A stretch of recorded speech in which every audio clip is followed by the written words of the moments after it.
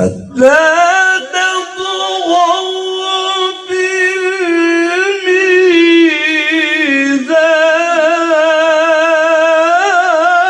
الميزان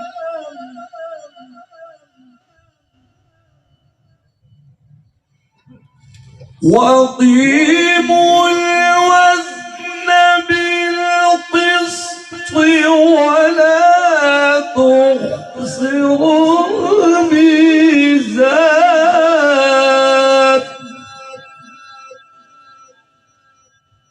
والأرض وضعها للأنام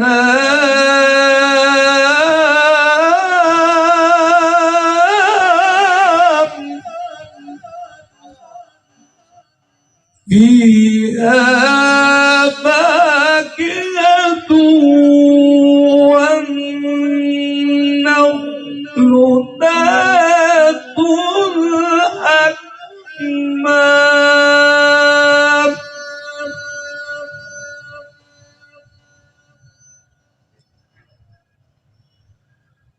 والحب ذو العصف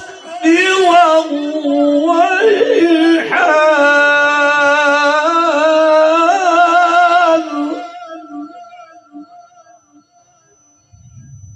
فبأي آلاء ربكما تكذبان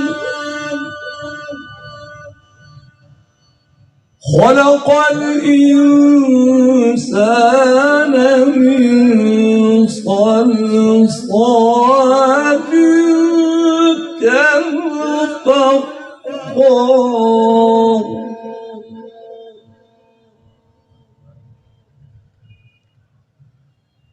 وخلق الجان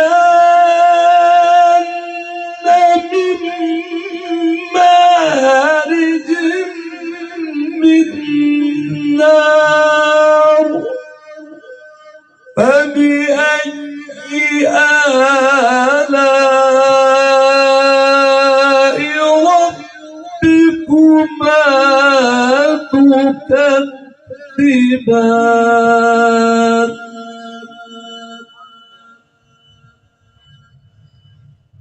رب المشرقين ورب المغربين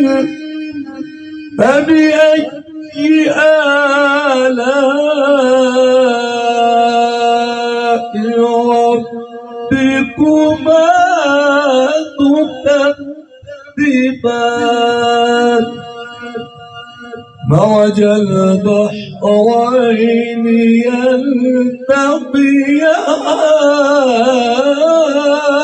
يلتقيان بينهما برزخ لا يبغيان فبأي آلاء ربكما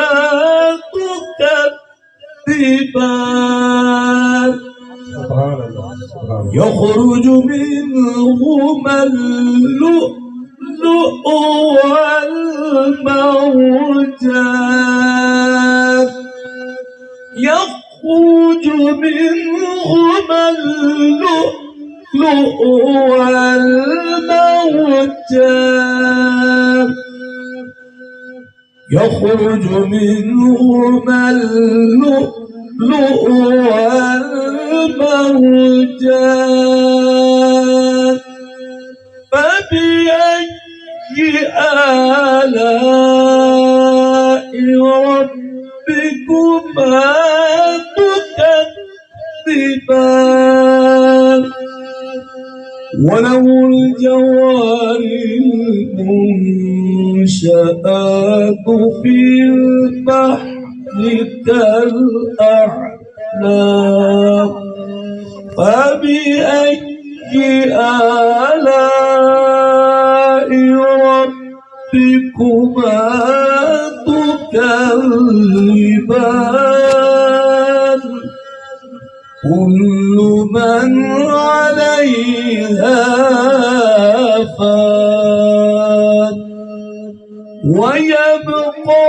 وجه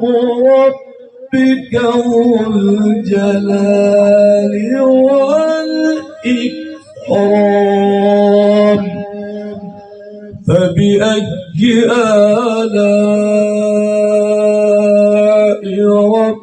ربكما تكذبان صدق الله العظيم وبلغنا رسوله النبي الكريم الأمين ونحن على ذلك لمن الشاهدين والشاكرين والحمد لله رب العالمين.